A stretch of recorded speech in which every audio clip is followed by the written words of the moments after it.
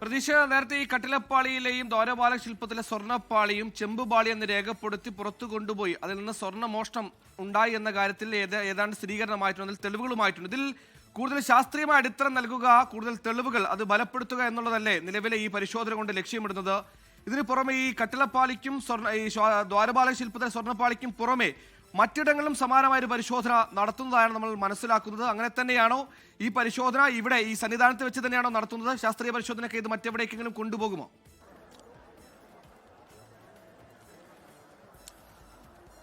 സുഹൈൽ, ഈ സ്വർണ്ണക്കൊള്ളയുമായി ബന്ധപ്പെട്ട 6 ആഴ്ചത്തെ സമയമാണ് പ്രത്യേക അന്വേഷണ സംഘത്തിന് ഹൈക്കോടതി അനുവദിച്ചിട്ടുള്ളത്. ഈ ചുരുങ്ങിയ സമയത്തിനുള്ളിൽ ഈ കേസിൽ ഏറ്റവും നിർണായകമായിട്ടുള്ളത് ശാസ്ത്രീയമായിട്ടുള്ള തെളിവുകളാണ്. ഈ ശാസ്ത്രീയമായ തെളിവുകൾ കൂടി ശേഖരിച്ചെങ്കിൽ മാത്രമേ അന്വേഷണം പൂർണ്ണമാവുകയുള്ളൂ. അതുകൊണ്ട് തന്നെയാണ് ഈ ശബരിമല സന്നിധാനത്ത് ശാസ്ത്രീയ പരിശോധന നടത്തണമെന്ന് ഈ SIT സംഘം ആവശ്യപ്പെടുകയും ഹൈക്കോടതി അതിന് അനുമതി നൽകുകയും ചെയ്തത്. ഈ നേരത്തെ 1999 ശബരിമലയിലെ എല്ലാ ഇടങ്ങളിലും നേരത്തെ പറഞ്ഞ ഈ കട്ടിളപ്പാളികളിലും ദ്വാരപാലക ശില്പങ്ങളിലും മേൽക്കൂരകളിലും ഈ വശങ്ങളിലും ഉൾപ്പെടെ സ്വർണം പൊതിഞ്ഞതാണ്.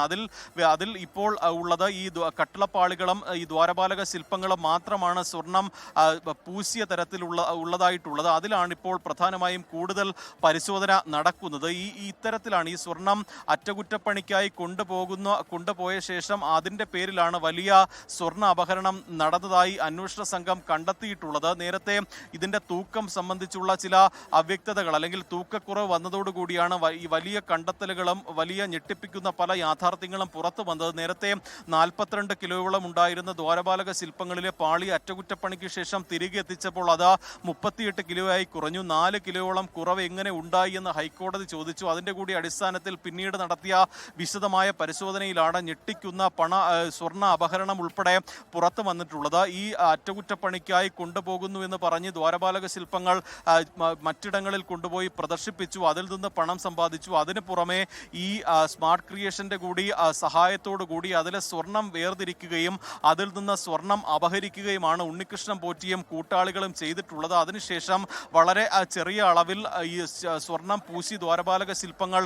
തിരികെ എത്തിച്ചു എന്നതാണ് നിലവിൽ ഇതുവരെ അന്വേഷണ സംഘം കണ്ടെത്തിയിട്ടുള്ളത്. പക്ഷേ അതിൽ അന്വേഷണ സംഘം അല്ലെങ്കിൽ കോടതി സംശയിക്കുന്ന ഏറ്റവും പ്രധാനപ്പെട്ട കാര്യം തിരികെ എത്തിച്ചത് യഥാർത്ഥ സ്വർണ്ണപ്പാളി തന്നെയാണോ, അല്ലെങ്കിൽ ശബരിമലയിൽ വർഷങ്ങളായി ഉണ്ടായിരുന്ന സ്വർണ്ണപ്പാളികൾ മറച്ചു വിറ്റു, അതിൽ ഏതെങ്കിലും തരത്തിൽ വിഗ്രഹ കടത്ത് അല്ലെങ്കിൽ അത്തരത്തിലുള്ള സ്വർണ്ണ കടത്ത് നടന്നിട്ടുണ്ടോ എന്ന് ഹൈക്കോടതി ഉൾപ്പെടെ നിരീക്ഷണമായി തന്നെ ചോദിക്കുന്നുണ്ടായിരുന്നു. അതുകൊണ്ട് തന്നെ അതിൽ കൃത്യമായൊരു സ്ഥിരീകരണം, വ്യക്തത വരണമെങ്കിൽ ശാസ്ത്രീയ പരിശോധന അനിവാര്യമാണ്.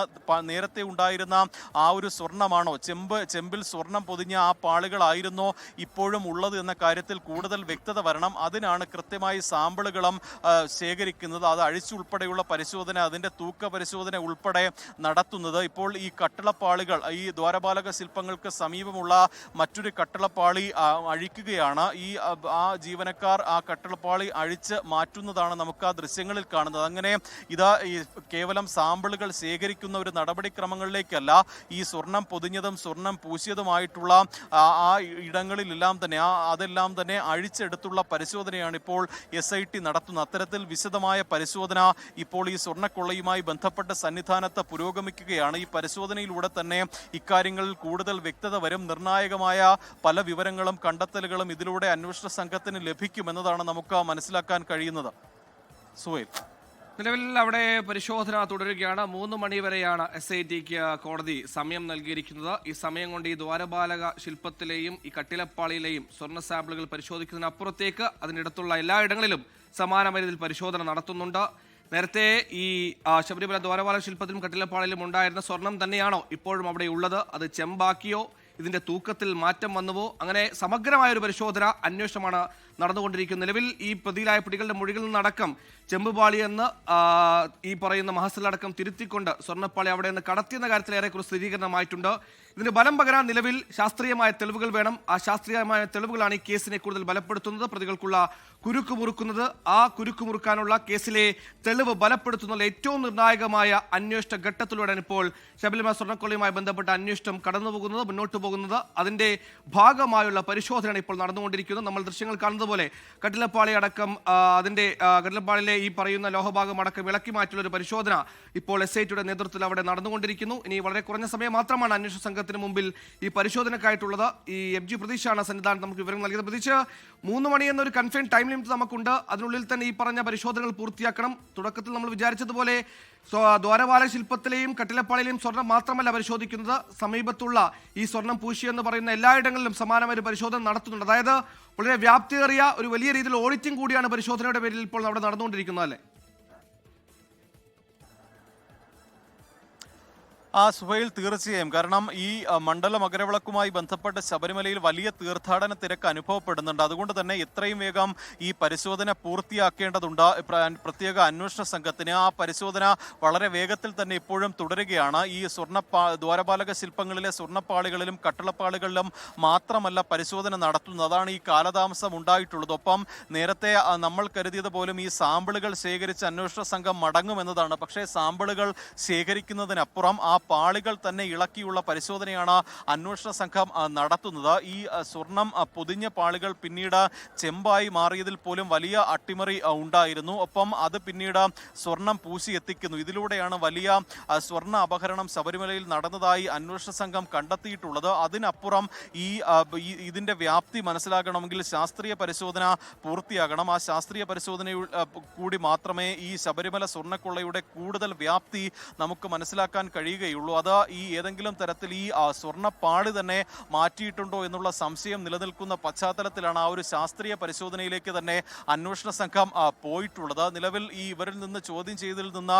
വലിയ സ്വർണ്ണ അപഹരണം, ഗൂഢാലോചന ഉൾപ്പെടെ തന്നെ വ്യക്തമായിട്ടുണ്ട്. പക്ഷേ അതിൽ ഇനി പുറത്തു വരാനുള്ളത് ഇത്തരത്തിൽ വലിയ വിഗ്രഹ കടത്ത് ഇതിൽ നടന്നിട്ടുണ്ടോ, ശബരിമലയെ അത്തരത്തിലൊരു ഇതിനായി ഉപയോഗിച്ചിട്ടുണ്ടോ എന്ന കാര്യം വ്യക്തമാകേണ്ടതുണ്ട്. അത് വ്യക്തമാകണമെങ്കിൽ ഈ ശാസ്ത്രീയ പരിശോധന ഫലം കൂടി അന്വേഷണ സംഘത്തിന് ലഭിക്കണം. ഇനി ഹൈക്കോടതിയിൽ ഇടക്കാല റിപ്പോർട്ട് സമർപ്പിക്കുന്ന ഘട്ടത്തിൽ ഈ ശാസ്ത്രീയ പരിശോധനയുടെ കണ്ടെത്തലുകൾ കൂടിയായിരിക്കും അന്വേഷണ സംഘം ഹൈക്കോടതിയിൽ സമർപ്പിക്കുന്നത്. അതുകൊണ്ട് തന്നെ അന്വേഷണ സംഘത്തെ സംബന്ധിച്ച് വളരെ നിർണായകമാണ് ഈ ശാസ്ത്രീയ പരിശോധന. ആ പരിശോധനയാണ് ഇപ്പോൾ 1 മണിക്കൂറിലധികമായി ശബരിമല സന്നിധാനത്ത് പുരോഗമിക്കുന്നത്. കട്ടിളപ്പാളികളിൽ ഇപ്പോഴും പരിശോധന തുടരുകയാണ്. ഈ സ്ക്രൂ ഉപയോഗിച്ചാണ് ഈ കട്ടിളപ്പാളികളെല്ലാം തന്നെ സ്ഥാപിച്ചിട്ടുള്ളത്. ആ സ്ക്രൂകൾ ഓരോന്നും തന്നെ അഴിച്ച് മാറ്റിയതിനു ശേഷമാണ് ഈ കട്ടിളപ്പാളികൾ പുറത്തേക്ക് എടുക്കുന്നത്. അത്തരത്തിലൊരു സമയമെടുക്കുന്ന ഒരു നടപടിക്രമമാണ് ശബരിമല സന്നിധാനത്ത് ഇപ്പോൾ പുരോഗമിക്കുന്നത്. അതുകൊണ്ട് തന്നെയാണ് ഈ കാലതാമസം ഉണ്ടാകുന്നത്. നേരത്തെ ഈ അഴിച്ചെടുത്ത പാളികളൊക്കെ തന്നെ ഇവിടെ നിന്ന്